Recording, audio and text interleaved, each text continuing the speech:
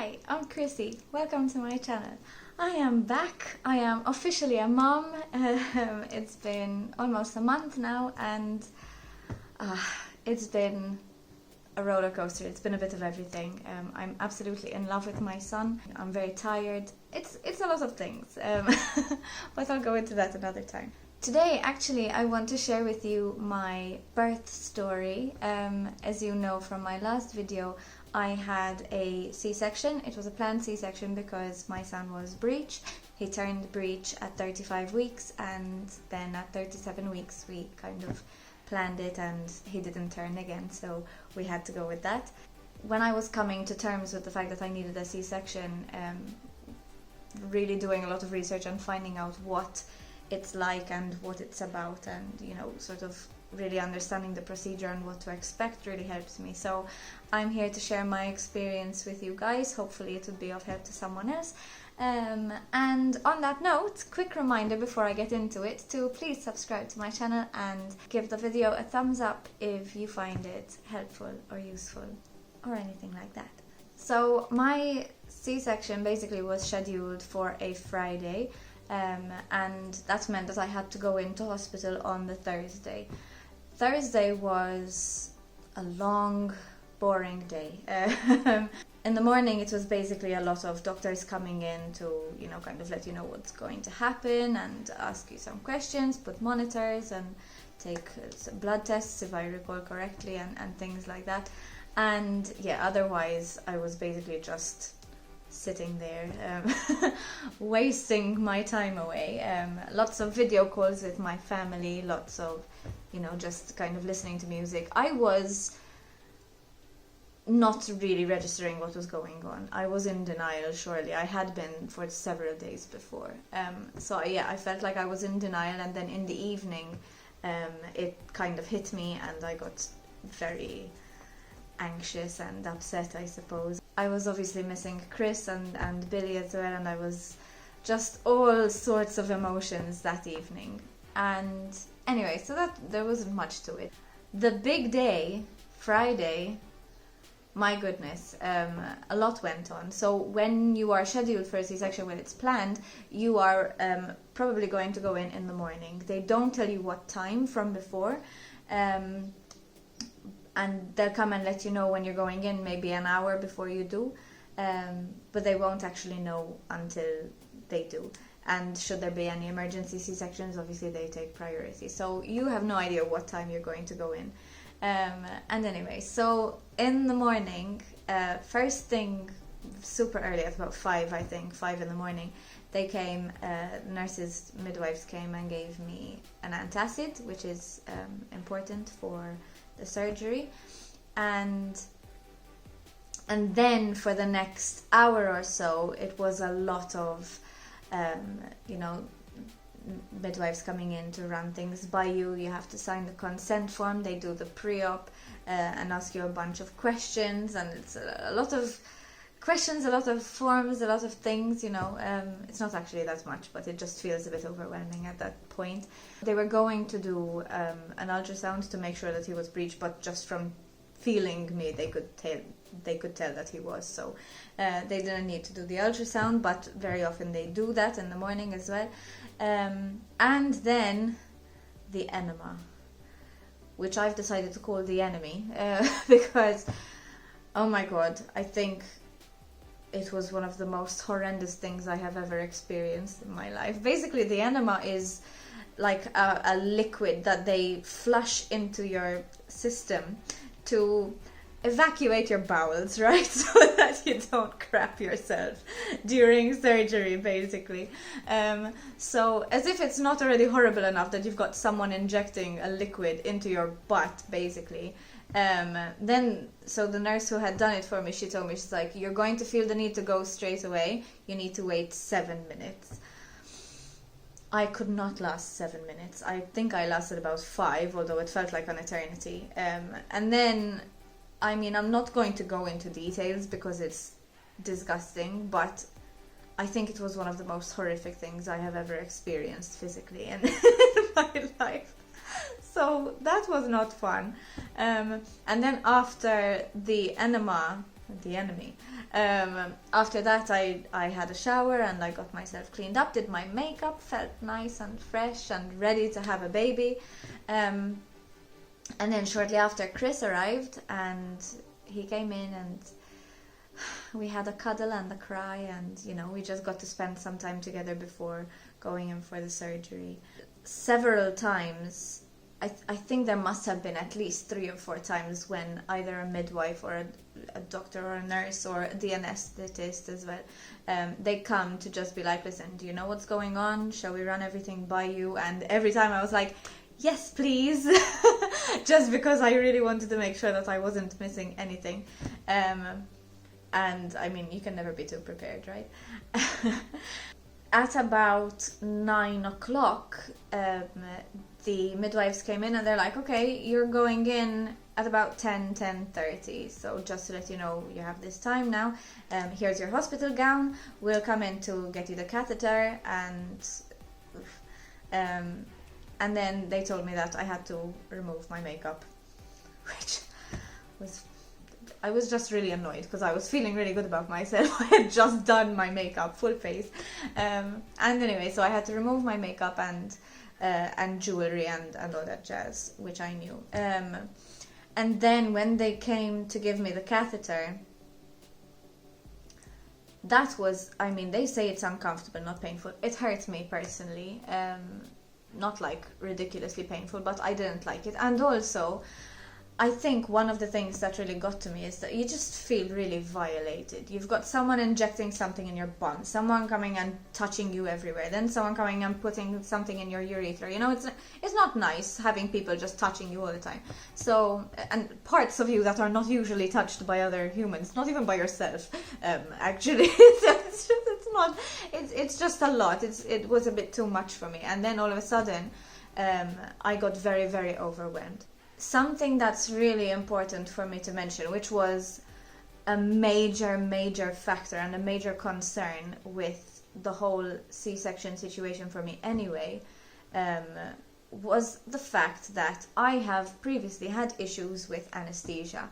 So in the past, local anesthetic has not worked on me, and you can't go through a surgery like a C-section and be feeling everything. It's not possible. They're not going to do that to you. But that would mean that you would need to be put under general anesthetic. However, when I am put under general anesthetic, every time that I wake up with something that's called myoclonic dystonia, which is kind of like seizures. They're not seizures, it's just involuntary jerking of muscles basically, but they are very violent, and it's happened at least the past 4 surgeries that I've had, the past 4 times that I was put under general anesthetic.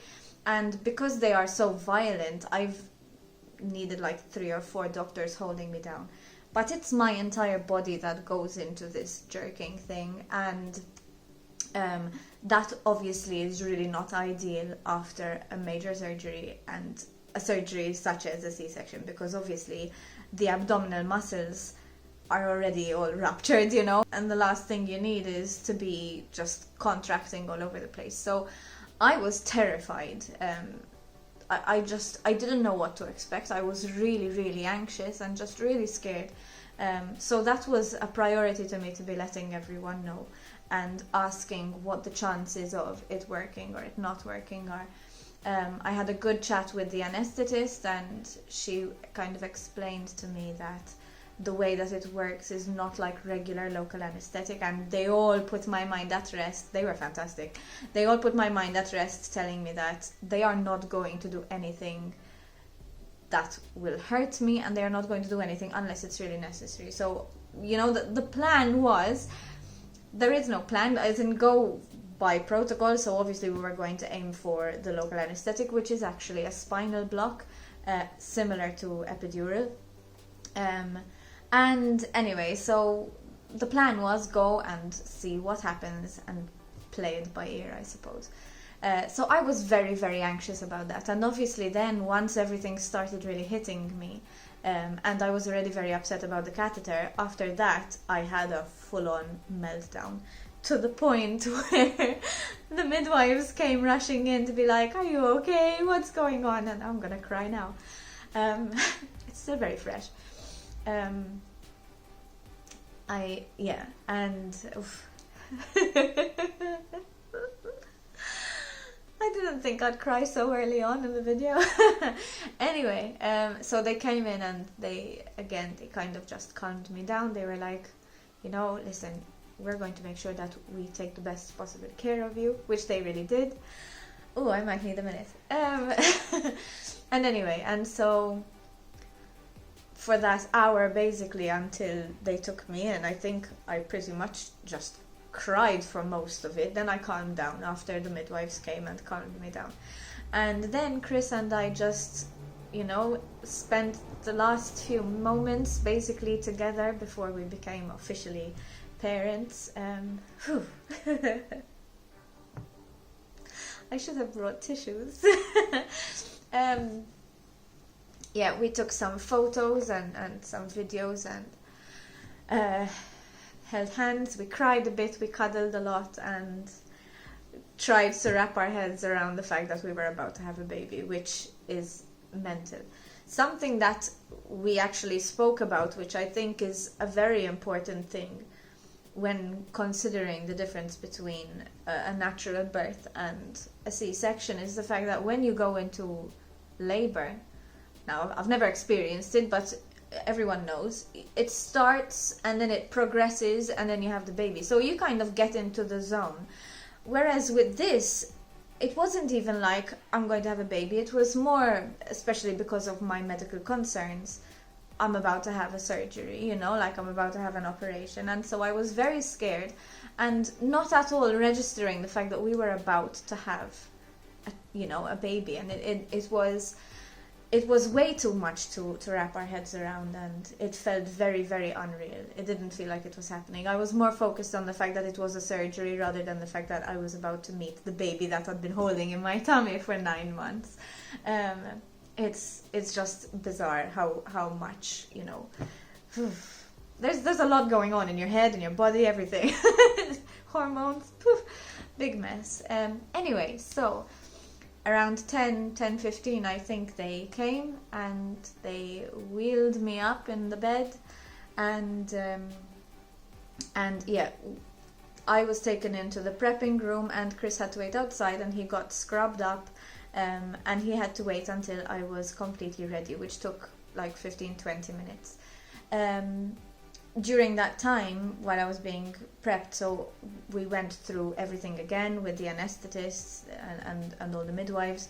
We discussed what would happen if the local anesthetic wouldn't work and all this stuff. And anyway, so they gave me, they prepared all the needles and everything. And it was very busy. Then they take you from one room to the operating room. Usually, and I know this because I've had a couple of surgeries, so usually in the prepping room, that's when they give you the anesthetic, and if you're going to be put to sleep, you're put to sleep, and then you're just taken into the operating theatre. Whereas this time, I was obviously fully awake, fully alert, nothing was injected as yet, and then they take you in, and you have to sit up, and they give you a cushion. I have a handy prop here. They give you a cushion, and you have to sort of hunch over, and they poke a part of your back, like at the bottom of your spine, and they're like, okay, you're gonna feel, that's where the needle goes in, basically, for the spinal block. And everything was so fast and so rushed, and it felt manic. In fact, we joked, one of the, I think the head of anesthesia, I'm not sure, he told me, he said, I consider this to be like the Formula 1 pit stop, because everyone, like there were 7 different members of medical staff doing something on me at the same time. I had someone putting in a needle here, someone putting a clip on my finger, someone poking my back, someone prepping, it was just really mad for those 5 minutes while they were getting me ready to put the spinal block in. And so then once they were doing the spinal block, this was the moment of truth. This was the moment that we were all kind of anxious, because even obviously the doctors and nurses were all anxious to see if it would work on me. We were all anticipating and, you know, feeling a little bit like, oof, what's going to happen? And so they injected the spinal block, and I started feeling warmth, basically going downwards from my bum to my legs. And I told them, I was like, I'm feeling something. Does that mean it's working? And they're like, very possibly, but let's not get ahead of ourselves. So we'll make sure. And anyway, my legs were dead. They were completely numb, from my waist down, essentially. Even higher up, it was almost chest down. Everything went numb. And then at that point, I was already, like, I was shaking. I was cold, and I was very anxious. And then I was getting excited because it was working. So I was like, oh my God, like, I don't need to go on their general anesthetic. This is the best thing. And anyway, and so there was so much going on that then it worked. I'm trying to remember, like, step by step how everything went down, but it's already a bit of a blur. Anyway, so we felt it working, and then they had to maneuver me, because obviously I was numb, from that bed onto the operating bed. And this was all very fast. I mean, it took about 20 minutes in total, but there was so much going on that it felt very fast. Then, to make sure that the spinal block has worked completely, they use this like freezer spray to check that you can't actually feel anything. So when I say you don't feel anything, you feel something, you just cannot feel pain. Like, everything is it's numb, so you don't really feel the extent of it. So they get the freezer spray, and she sprayed it onto my arm, and she said, so this is how cold it is. Let me know when you feel it that cold. And so she starts from higher up and goes all the way down kind of to your like thigh, I think. And from my chest down until the middle of my thigh, I could not feel any coldness at all. You just feel like, I don't know how to describe it. You feel something, but you don't, you know, I don't know. I don't know how to explain it. You know when you're in it. And anyway, so I'm on the bed. They made sure it's working. You have your legs and your arms. So my arms were strapped open, like you're like in a cross, and legs strapped down. And then they lifted my gown up until here. So you're like a floating head kind of thing. I thought that it would be from like the chest area, but it was right up at my neck, at my chin. They lift up the hospital gown, and at that point I'm quite sure that the surgeon came in and had already started cutting me open by the time that they let Chris in, because I had already started feeling what was going on. And then in fact, by the time Chris sat down, they were like, okay, we're cutting you open, kind of thing. So I was like, okay. Anyway, so Chris was sat to my left by my head, and you know, it was weird. You don't feel any pain, but you feel a lot of movement. So throughout the surgery, which until the baby's born, it takes like not even 10 minutes, I think. It's just a few minutes. They cut you open really quickly. It's bizarre because you can actually feel, like I felt them getting deeper into my body. I don't know how to describe it because it's nothing that you can actually compare it to. And again, you're not feeling any pain whatsoever, but you can feel this movement and you know, pressure. And then when they were starting, like even throughout the whole thing, I don't know, it was weird. The best way that I can describe it is, I felt a bit like a washing machine. And then towards the actual birth, there's so much movement that I was just being kind of yanked around, like the whole bed was moving like that. Even Chris was like, what the hell is going on? I was feeling myself being pushed around like this.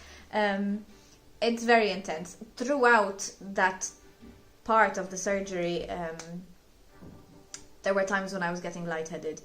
It's very important that you always communicate what you are feeling with the doctors and midwives and the anesthetist, because they will act accordingly. So they removed my mask because I had to keep my mask on for the most part, and then they cooled me down with a wet cloth. It ruined my hair. And anyway, and I focused on my breathing a lot. But otherwise, it was very smooth sailing. And then when they were pulling the baby out, I could feel movement from like up here. It's mad. I cannot explain it. And I felt myself being emptied. Oof, it was very weird. It's something that you really can't even imagine. But it was very, very intense. And at 10:52, my son was born. He came out and he cried straight away. And I cried so bad. I cried because he cried. I cried because he was healthy. I cried because it worked. The surgery worked and I was awake and Chris was there and everything that I wanted. Sorry. Everything that I wanted to happen happened, basically. It was the best case scenario and it worked. And I was an absolute emotional wreck, to the point where one of the midwives who was on the surgical team told me, she said, I mean, in all the C-sections that I've been in, I have never experienced a mom cry the way that you did. And I was like, honestly, I was just so relieved that it worked, you know. Whew. I need a chill pill. Anyway, so straight away, as soon as he was born, they kind of wrapped him up, got him next to me. Now, bear in mind, you're like on a table or on a bed, whatever, with your arms strapped down. You can't actually really move. And they got him here, and he was upside down, and I'm just kind of seeing a tiny little face. I couldn't really decipher what he looked like or anything, but I was like, oh my god, you're so tiny. And Chris could obviously see him. And Chris was like, he is really cute. And I was like, is he cute? Is he actually cute? Or are you saying that? It's like, no, he's really cute. And then they have to take the baby straight away to the next room because it's too cold. Being a sterile environment, obviously it's cold, the room. So they took him to the room next door, where they cleaned him up, covered him up, and the pediatrician does the routine check. And in the meantime, I was being sewn up. At that point, Chris had the option to either go with the baby or stay with me. We had kind of discussed it, and Ben's waking up. We had kind of discussed it, and we sort of said, you know, he can stay with me and we'll be together, and then we'll go and meet the baby properly together as well, because I knew that I would need that moral support from him while being sewn up. That lasted much longer. I finished at about, I think it was about, I don't know. One eternity later. Must have been like half 11. I don't know. It took much longer to actually be sewn up than for the baby to be born. And throughout that time, we were quite chill. I mean, after I finished bawling my eyes out. But then for the rest of the time, it was mostly like I was just chatting with the midwives and the anesthetists. And we were just, you know, talking about how much we hated school, because one of the anesthetists was at school with me, and we just kind of bonded over how much we couldn't stand being there. Anyway, so like it was really chill considering. And then straight after that,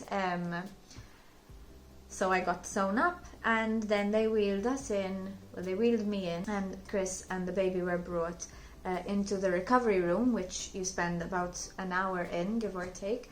And that is when we got to meet our baby. I got to feed him, which took some time to get there, but we got there after about 15 minutes, I think. So yeah, we got to meet him, I got to feed him, he held my finger for the first time. So many emotions. We named him, we officially named him. We already kind of knew that was his name, but then he was officially Benjamin, our baby Ben. And yeah, Chris got to give him his first outfit change. He put on his first outfit, and we just, we called our parents, told them everything's fine, and we spent that hour with him, and then we were taken down back to the ward where I had slept and stayed the day before. And anyway, and that was that. So the baby was born, everything went well, he was perfectly healthy, and it was just mad. I feel, I don't know if I'm missing anything, but there was so much went on, and I was very relieved. By the time we were in the recovery room, by the way, I already started getting sensation back, so that was great. The good thing was that I started gaining control over my muscles again. The bad thing was that the pain started kicking in. That was not fun.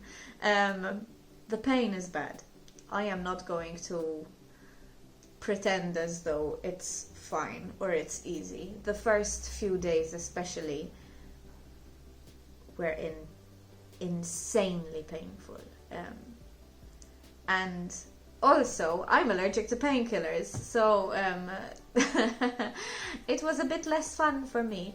Usually they give, I believe, Voltaren. I'm not sure what they said that they give because I can't take it. So they gave me morphine. Usually they give morphine and something else. So I was given morphine and paracetamol. That's the best that they could give me, and the morphine did help with the pain, but it was ridiculous. And it's not just the pain, it's the lack of ability to move. Anyway, but that was quite bad. But after 5 days, I was already much better. Going back to the actual hospital, so right after we were taken back, then honestly, a lot of it is a blur, which I hate. It hasn't even been that long, but I think Ben just farted. Anyway, yeah, a lot of it is a blur, but from what I do remember, Chris spent the next 12 hours with me, so he was there till about 10 in the evening. I know that I slept at some point. We got to stay with the baby, obviously, and I fed him on and off. The midwives had to help the first few times, and then I think after the third time I tried by myself, and it gets easier every time that you do it, until he latches on and you kind of understand each other. It's difficult, it's new for both of you, and there's just so much to learn and to figure out, but it was okay. At least, he was feeding, he was latching on. It would take, I think the first few times took about 15 minutes to actually get him latched on and to get the colostrum flowing at that point, but it wasn't so bad. And anyway, so yeah, that was basically the first day. I was still on the drip, and the catheter was still in. Everything is in until the next morning. The first night was hard. It was very hard. The midwives are obviously there to help you, and it's so important. With a C-section, you can't actually move afterwards. You're bedbound till the next day. So, obviously Ben was in his little bed thing. And then the midwives actually suggested, which I found weird, but they said, feed him lying down and then let him sleep next to you for the first night or two. They'll be checking in on you, and you don't really sleep that well, let's face it.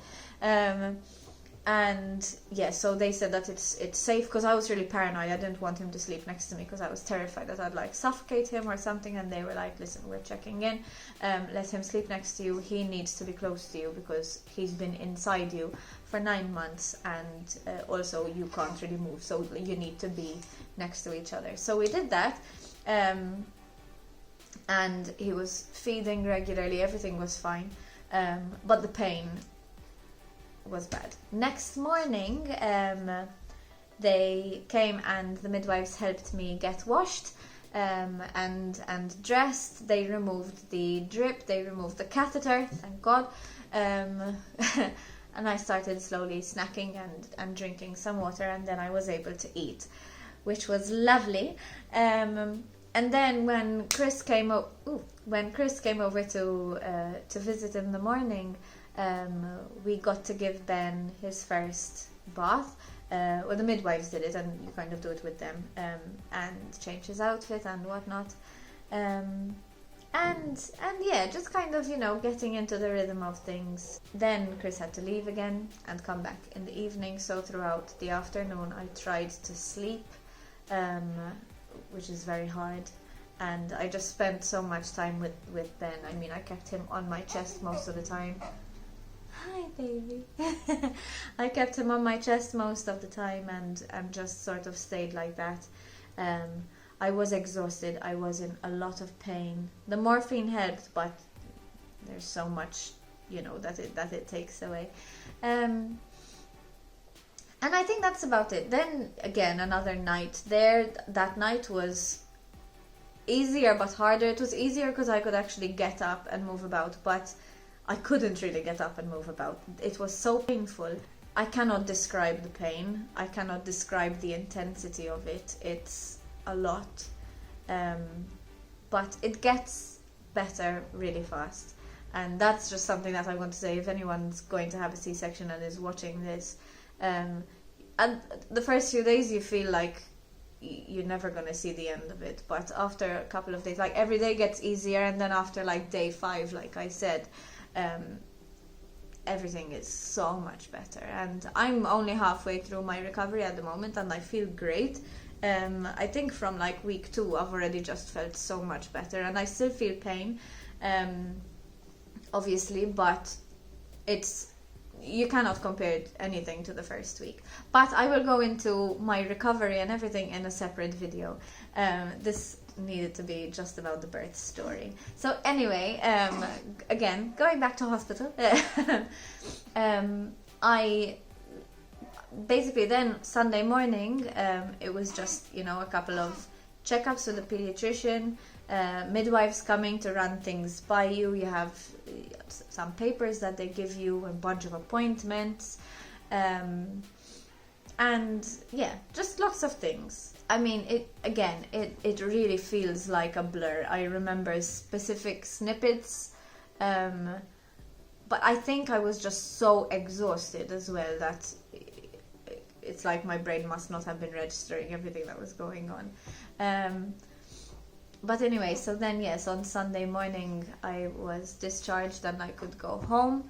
Yeah, anyway, so we came home, and the whole introduction with Billy was, again, I'll have to go into that some other time because that's a whole other story in itself. But by the end of it, with a bit of help, everything went well, and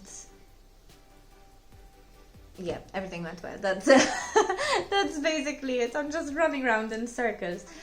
That was the birth story essentially. Was it the birth that I've always dreamt of? No. Was it, the birth that I imagined and expected to have? Not even close. Was the recovery easy, or has the recovery been easy? No. I'm not going to sugarcoat it. Again, first week especially, really bad, but everything gets better. But in spite of all of that, I have been blessed so much with a perfect baby boy, and he is wonderful. He is healthy. I am healthy. The surgery went well. There were no complications. Oh my goodness, are you alright? Okay. Yeah, there were no complications. Everything went well, and it is the most rewarding thing. No matter how exhausting or how draining and how miserable it feels sometimes, and because it does. I've been a mum for nearly 4 weeks now. Some days are great, some days are terrible, but no matter what, no matter how I feel, I just take one look at him and everything is perfect. Everything feels okay, and it is so rewarding and so beautiful, and the way that things just come to you. And if anyone watching this is going to have a baby and is feeling scared or feeling unprepared or feeling like, how am I going to do it? I don't know enough. do your research, but trust your instinct. It is incredible what the body is capable of and what the brain is capable of. And yeah, so that's my little story. Not really little, my god, I've been blabbing on for so long. That was my birth story. There is so much more that I would like to share with you, and so much more that I want to tell you. If you have any specific things that you'd like me to share, please let me know as well. A quick reminder again to share this with anyone who might find it helpful, and to follow me on Instagram and Facebook and subscribe to my channel. And yeah, I will see you in my next video. Until next time.